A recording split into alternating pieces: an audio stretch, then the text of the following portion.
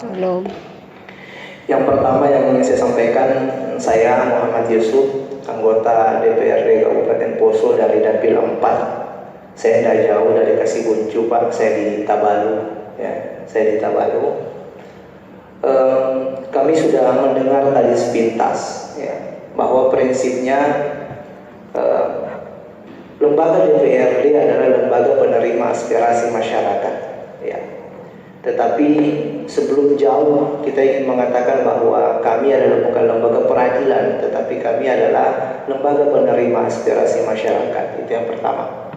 Yang selanjutnya kita sepakat bahwa kesetaraan dalam hukum semua sama. Kesetaraan dalam hukum.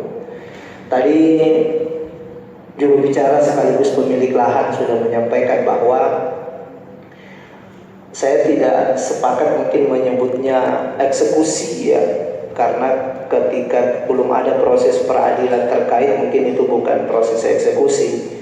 Tetapi Pak, mohon kami dibantu dari lembaga DPRD ini, dibantu adalah yang pertama adalah legal standing kepemilikan tanah. Itu dulu. Dalam bentuk apa? Ya, apakah kemudian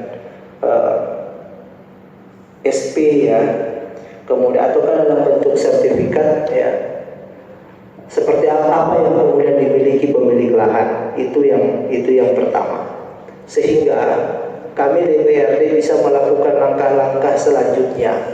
Kalau kemudian SP yang kemudian dimiliki, maka kemudian kita bisa memanggil Pak Camat, ya, Lurah, ya, dan sebagainya. Kalau kemudian sertifikat, ya, kita bisa memanggil pertanahan dan sebagainya. Ini yang pertama adalah persoalan legal standing tanah yang kemudian dimiliki warga. Itu yang pertama. Yang kedua, saya ingin memastikan bahwa memang tidak ada sama sekali, ya, kalau misalnya diperkarakan, misalnya dalam tanda petik misalnya yang melakukan eksekusi adalah Yayasan Situ Maroso misalnya, tentu ketika ada bentuk klaim, ya, ada bentuk klaim, yang pertanyaan saya kepada pemilik lahan atau semua yang hadir adalah, apakah ada langkah-langkah yang pernah Bapak lakukan? Pernah ada langkah-langkah klarifikasi misalnya? Jadi ketika eksekusi alat berat turun dan sebagainya, Bapak mengklarifikasi kepada yang mengeksekusi atau Yayasan Situ Maroso, mungkin Pak, Bapak salah gitu.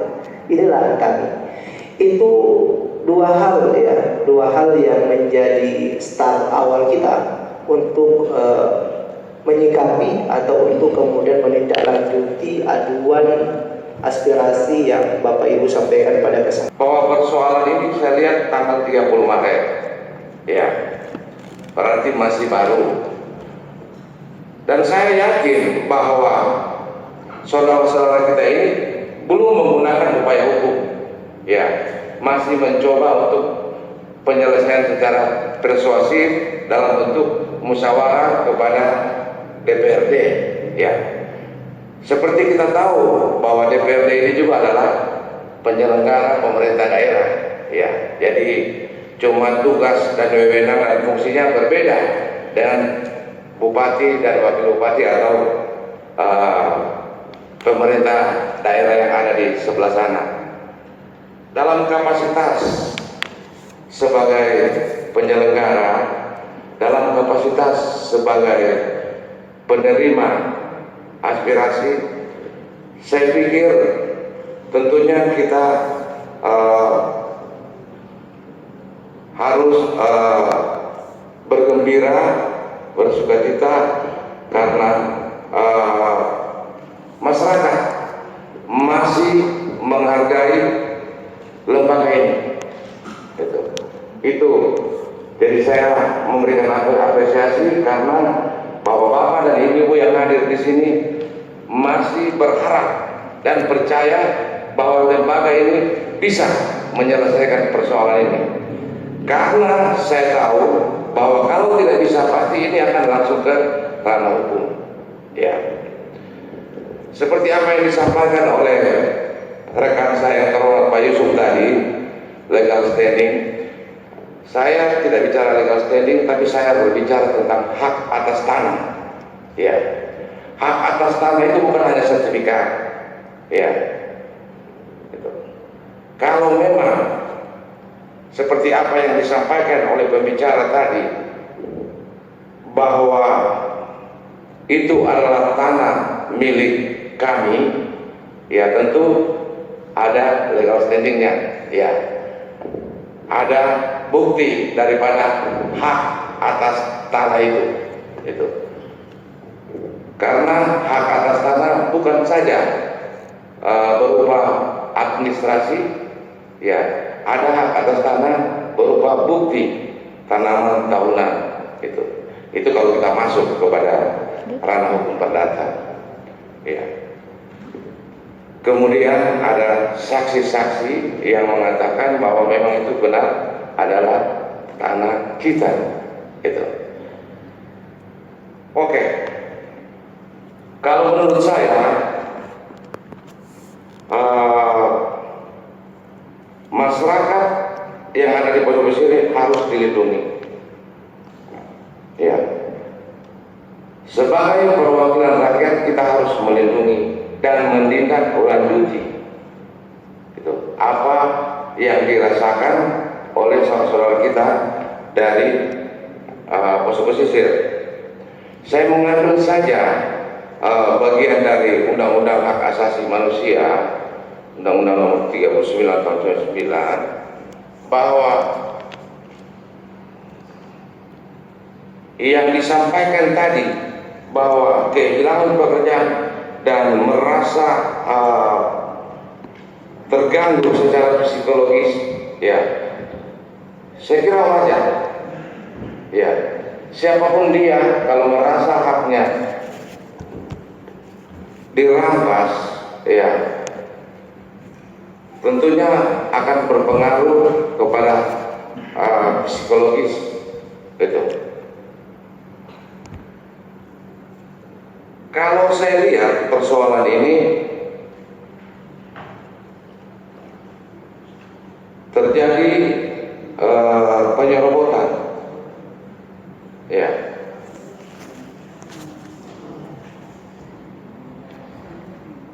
Karena dipaksakan dengan alat berat untuk menggusur tanah milik kita, ya.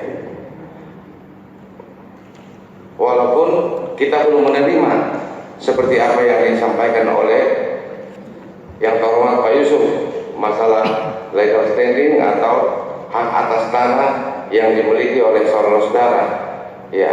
Tapi saya bisa mengatakan kalau memang itu ada, kalau kita kaitkan dengan Undang-Undang Hak Asasi Manusia, bahwa kepemilikan itu melekat dalam diri manusia itu sendiri, yang wajib dan patut dihormati oleh siapa saja, baik itu orang perorangan maupun pemerintah ataupun negara, ya. Saya sekali lagi juga ingin mengucapkan apresiasi yang sebesar-besarnya kepada saudara-saudara sekalian yang dengan hati yang ikhlas untuk datang ke tempat ini untuk menuntut keadilan, untuk menuntut hak-hak bapak-bapak ibu sekalian. Kita semua sepakat bahwa yang namanya penyerobotan, yang namanya pengambil alih kekuasaan itu tidak dibenarkan di negara Republik Indonesia, baik itu hukum positif ataupun hukum agama. Beberapa hari kemarin saya sudah mendengar tentang persoalan yang hari ini dialami oleh saudara-saudara kita di Kasikuncu, yaitu antara masyarakat Kasikuncu dengan Yayasan Unsiman, ya. Jadi memang ada beberapa hal pimpinan yang menurut kami itu rancu, seperti ada sertifikat yang telah diterbitkan, tetapi itu juga mendapat jatah untuk digusur. Ada beberapa kemarin itu Pak, ya termasuk salah satunya keluarga saya juga. Jadi memang macam rancu.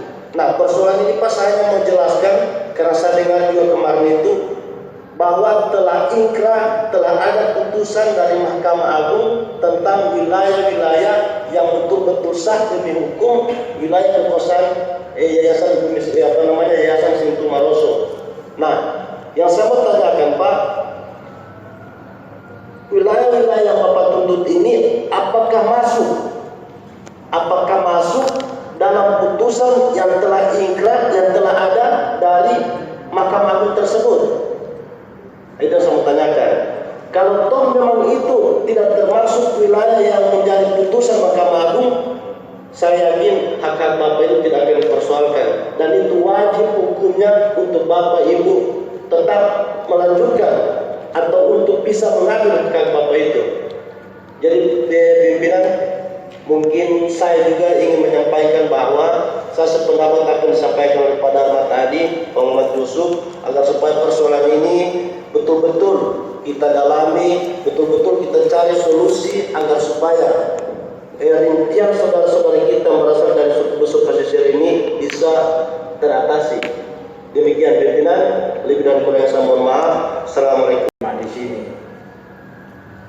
Jadi ujung pangkal atau pangkal awal persoalan ini kan sebetulnya adalah bermula dari pemberian hibah tanah dari pemerintah daerah Kabupaten Poso kala itu. Ini pemberian ini kan tahun kalau nggak salah tahun 80-an ya. Kalau kita ikuti dokumen-dokumennya, kita baca, mungkin di teman-teman juga saya kira masih ada dokumen-dokumen itu dimulai sekitar tahun 80-an atau 90-an, ya zaman Orde Baru lah, kalau saya boleh bilang seperti itu, di mana pemerintah daerah memberikan tanah untuk lokasi Unsimar, ya dalam rangka tentu pengembangan pendidikan. Namun sampai dengan hari ini Bapak Ibu sekalian, saya masih yakin dan percaya ada soal di kepemilikan pemerintah daerah itu. Tadi saya menyampaikan kepada Pak Darma, zaman Orde Baru dahulu, apa yang tidak bisa? Kalau pemerintah itu mau ambil tanah masyarakat, dia bisa ambil kapan saja sesuai dengan kemauannya, tanpa ada perlawanan, tanpa ada jadi masyarakat menjadi tidak berdaya. Pada saat itu kita pahami bahwa zaman pemerintahan Orde Baru, ya kalau pemerintah sudah tunjuk seperti ini, ya pasti masyarakat takut. Sehingga saya ingat persis dulu waktu kita mengundang pemerintah daerah di ruangan ini juga, saya ingat kita pernah mengundang pemerintah daerah. Saya bertanya, ada banyak jawaban yang tidak mampu diberikan oleh pemerintah daerah, termasuk salah satunya adalah soal register kepemilikan tanah tersebut. Kan tanah itu kan dibilang ex-ikip, ya, ex-ikip, tapi kita tidak tahu yang mana semua itu. Olehnya dulu saya mengejar sampai pada, kalau itu adalah tanah milik pemerintah daerah, yang mana semua, mana registernya, dan mana bukti kepemilikannya. Tapi kan sampai hari itu kita tidak pernah lihat, kita tidak pernah temukan ada data-data yang memadai.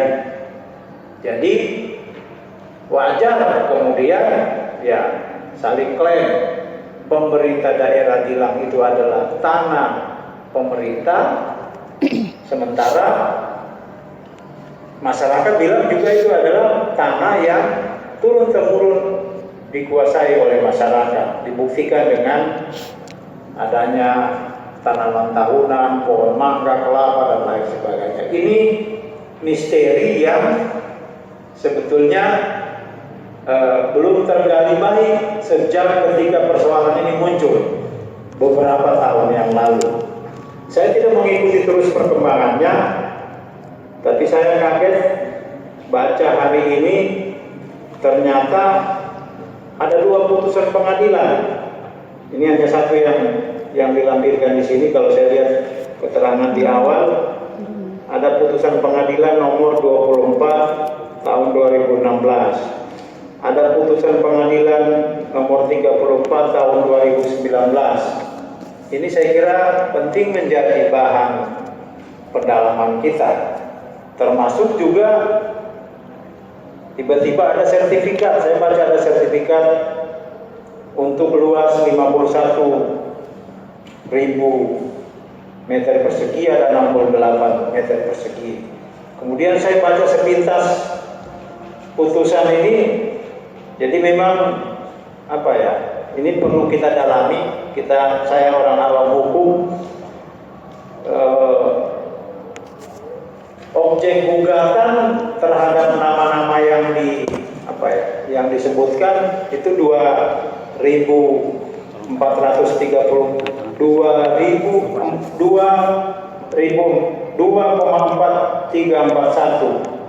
meter persegi, tapi kemudian diputus itu sebesar sejumlah 119.000. Ini sejumlah sekitar 11 hektar. Ini yang saya kira perlu kita klarifikasi, perlu kita dalami.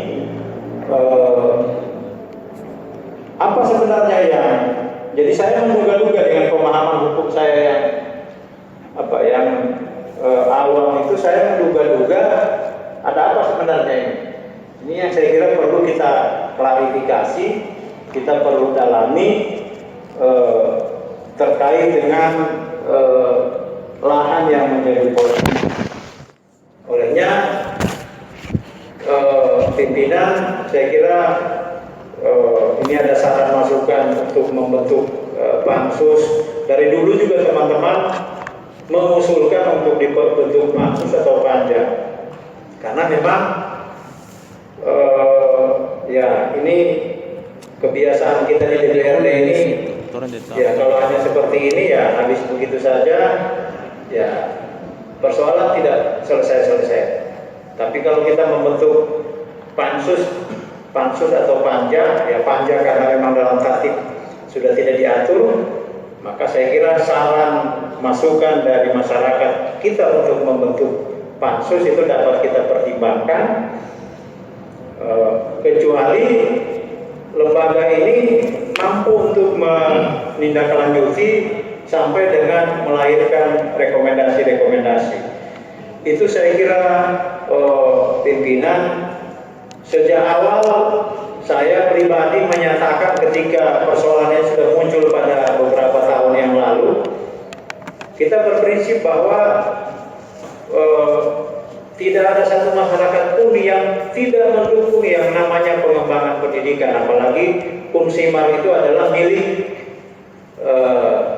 kita, aset kita yang harus kita kembangkan. Tetapi tentu dengan cara-cara, dengan hal yang dapat kita pertanggungjawabkan, tidak menimbulkan masalah, tidak menimbulkan polemik. Ini bayangkan, kalau kampus dibangun di Poso Pesisir, kami orang Poso Pesisir juga masyarakat pasti akan sangat bergembira. Kemarin kita menerima teman-teman dari STAI, ya dari STAI juga sedang mencari lokasi lahan di sekitar itu juga. Nah, ini kan berarti ada beberapa kampus yang akan dikembangkan di sana dan kita menyambut baik.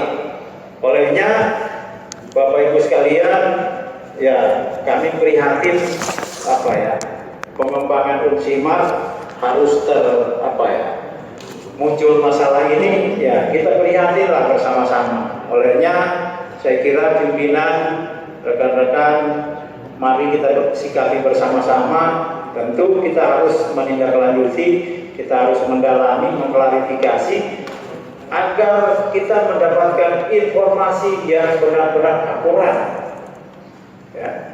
Kenapa saya bilang kita benar-benar mendapatkan informasi yang akurat? Karena sampai dengan hari ini saya jujur, saya masih kabur dengan beberapa hal, termasuk dengan putusan pengadilan ini, dengan saya dengar sudah ada sertifikat. Ini juga saya kira penting kita dasar BPN menerbitkan sertifikat itu apa saja, ya apa saja. Tentu kita perlu dalami. Termasuk juga dulu Pemda memberikan hibah, ya kan, lahan kepada yayasan Unsimar itu kita perlu telusuri juga.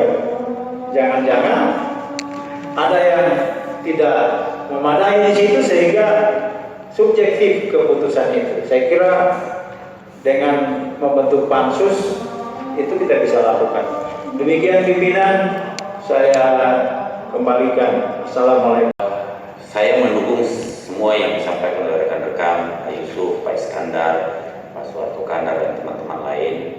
Kalau sepintas apa yang saya dengarkan hari ini dalam rapat dengar pendapat dari pembicara tadi, yang pertama ketua tim mungkin dan disampaikan oleh Ibu Ketua DPRD, saya jujur saja masih terbatas informasi yang saya ketahui. Kenapa? Karena ini berkaitan dengan banyak lembaga terlibat di dalamnya, termasuk pengadilan, termasuk mungkin perguruan tinggi daerah ini, Unsimar, dan sebagainya dan sebagainya. Artinya persoalan ini bukan persoalan yang sederhana menurut saya. Sehingga kalau kita mau ikut terlibat membantu masyarakat dalam prosesnya, maka yang pertama saya, ya mohon maaf ini karena terbatas informasi bagi saya. Yang pertama, saya meminta lembaga ini untuk menyikapi jika masih dilakukan kegiatan di lokasi itu, maka menurut saya harus dilakukan moratorium atau penghentian sementara untuk kegiatan. Kenapa? Persoalan ini dalam proses. Yang kedua, oleh karena informasi yang saya dengar bahwa ini sudah merupakan keputusan pengadilan, maka hari ini tentu saya bertanya-tanya, yang menjadi keputusan pengadilan itu di mana lokasinya, titik ordinatnya di mana, apakah lokasi yang dimaksud, atau lahan yang sama, luasannya berbeda. Jangan sampai terjadi bahwa yang diputuskan oleh pengadilan luasnya sekian, ternyata tidak sebesar itu seharusnya misalnya. Dan banyak hal lain saya kira yang harus menjadi dasar pertimbangan. Tetapi prinsipnya saya secara pribadi mendorong supaya ini bisa diselesaikan. Jika memungkinkan ini diselesaikan lewat pansus DPRD, maka tentunya saya berharap ini didorong diselesaikan lewat pansus.